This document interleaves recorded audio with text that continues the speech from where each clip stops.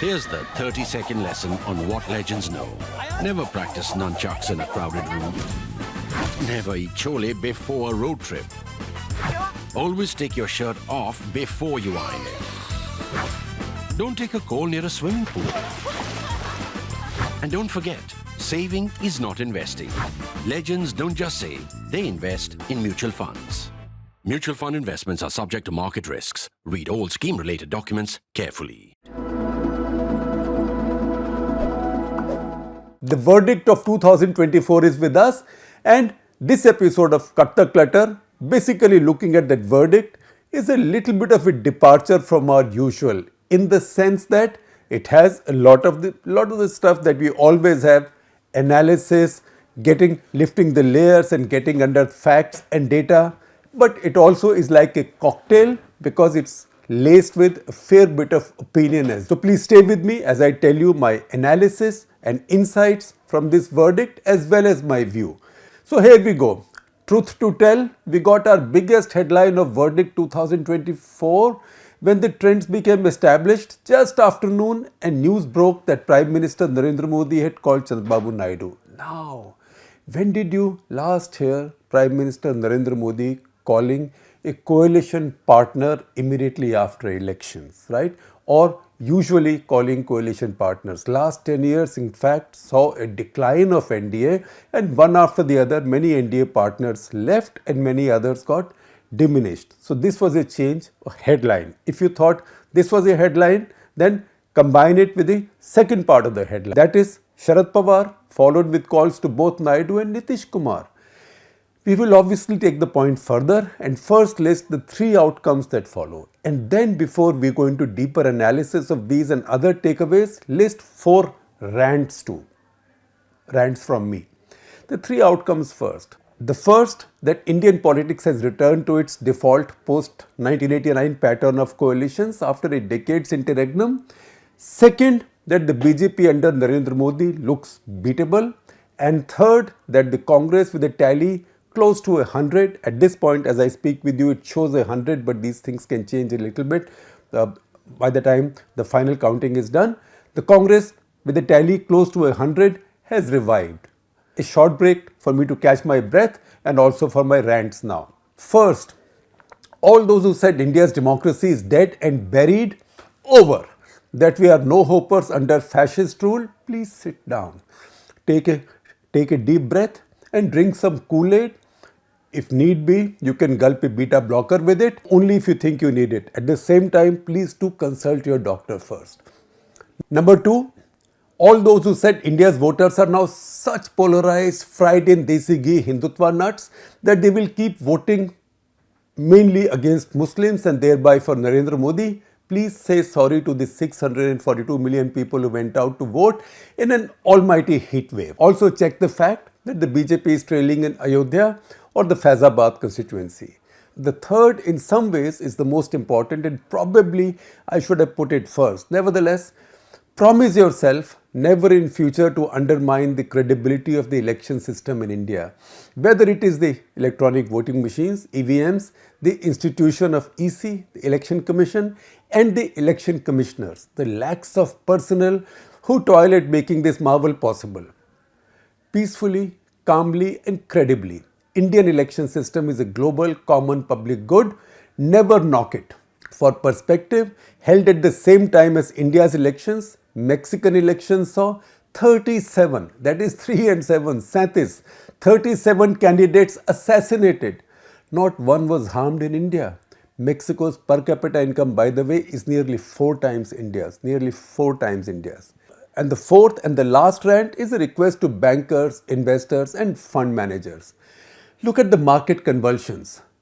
Please promise, especially to those millions who trust you with their hard-earned money, never to let your voting preferences determine your actions on the markets. Political analysis, I agree, has a heady sex appeal, but it carries risks to your reputations and your investors' money. So leave it to people like us. We aren't as smart as you, but we have that one attribute an innocent and impassioned voter may not, which is healthy political skepticism. not letting our analysis, our judgment of a political situation, of a story be colored by our voting preferences. That is a challenge, but that also is part of our training. The most appalling and scary phenomenon I noted in this campaign was fund houses, brokerages going out on election yatras and writing copious reports promising 300 plus for the BJP, just like the exit polls in the end. The fact is, as the story turned out, that was your wish as voters.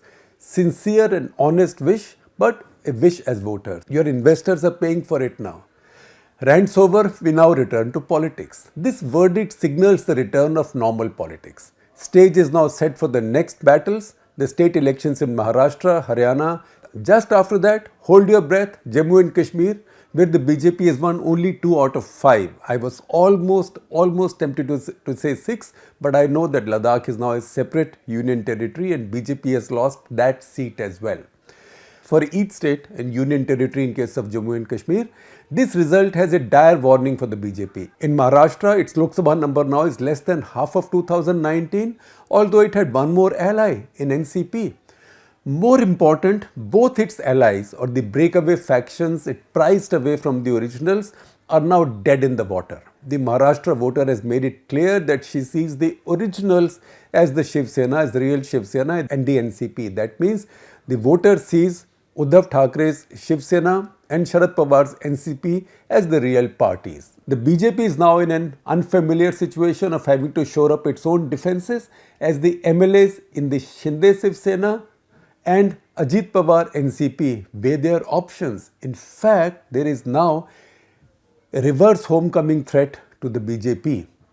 If Maharashtra is the biggest prize a rejuvenated opposition would seek, Haryana is a direct threat to the BJP. In 2019, it swept all 10 seats in the state with a 58.2% vote. Now it's lost 5 to a rising Congress. We will know the final vote percentages by tomorrow.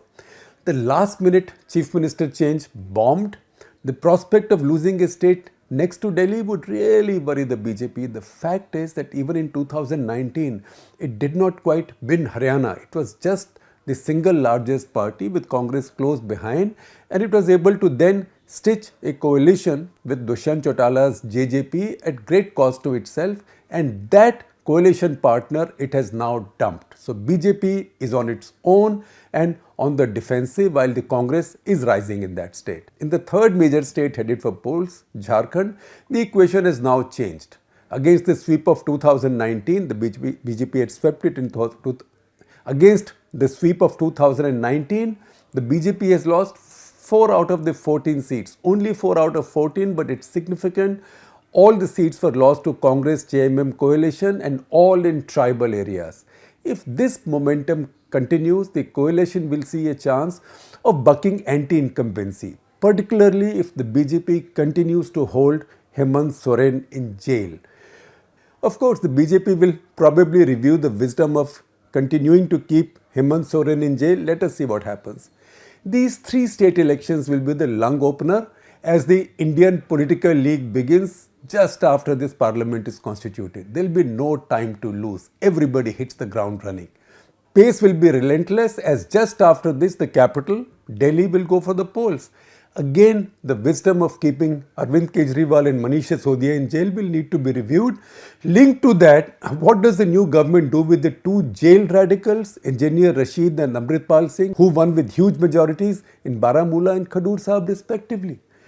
From politics, we shift to governance. First of all, while there is zero doubt that a BJP-led coalition will have Narendra Modi as Prime Minister, but at the same time, it won't be a BJP government in cabinet, it will be an NDA government in cabinet. In fact, even if you saw at this celebration at the BJP office in Delhi, all of the speeches, and I heard JP Nadda, BJP president, and Prime Minister Modi himself, they mostly mentioned NDA and not the BJP. In fact, even the banner behind them, please see this banner, that banner, although its color saffron, it says NDA. National Democratic Alliance. So NDA has staged a big comeback. The government and the cabinet being of the NDA and not the BJP hasn't really been the case for a decade. In fact, most of the time, the 2 Modi governments did not even have an NDA cabinet minister besides late Ramvilas Paswan, and he died some time back. Doctrine of necessity and survival will now make the BJP concede spaces to allies, especially Chandrababu Naidu. Prepare also for renewed demands from both Naidu and Nitish for special status for their states. They now have leverage. Odisha is much more than a consolation win for the BJP. It is their first win in the state and also with a clear majority. For one seen as mostly a heartland party, it is also another coastal state, the first in the east. So it's a big gain for the BJP, as the Prime Minister and JP Nadda also acknowledged in their speeches. But its ambitious southern march is stopped despite that one seat in Kerala. Favorite target Mamata Banerjee is stronger than before, and the losses in Manipur, Nagaland, Meghalaya threaten it with a Congress revival there. Congress has won both seats in Manipur, lone seat in Nagaland, where BJP partners in power, Manipur the BJP is in power, and Meghalaya, BJP allies in power, but Congress has won one of the two seats there. Actually, upshot of this verdict can be stated in just two words: game on.